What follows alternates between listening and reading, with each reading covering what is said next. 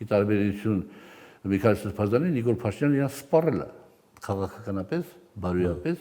ֆիզիկապես, հոգեպես, սոցիալապես եւ պետք է իրան կանգնեցնել, որովհետեւ ինքը վերածվել ավտորիտար ղեկավարի, իսկ մեր նման պետությունների համար ավտորիտարիզմը դա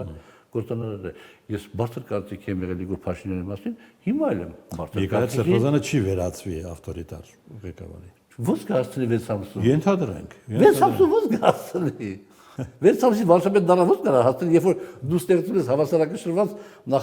կառավարություն տարբեր ուժերի տակ 6 օրն էլ է բավական։ Մի ասեք։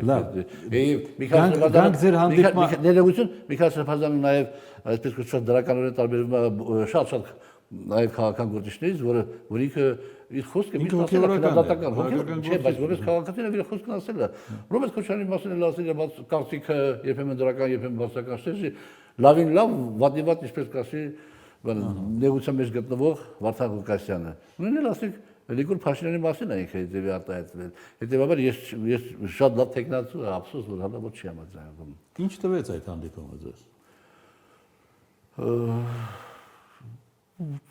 Ես ուղղակի գնացի, խոսեցի, զրուցեցի, իմ համար շատ հաճելի էր։ Եվ ես ասում եմ, կներեք, միակ առաջարկում երբ որ իհատ հանդիպեցի, դա 24 նյուզ կետի տաղավարում էր, դուրս եկած ինքը մտնում էր, մի քանի վայրկյան զրուցեցինք, ասի ես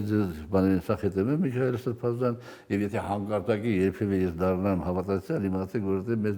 ներդրումը ձերն է, ուրախացա բան։ Գնացել էի, որ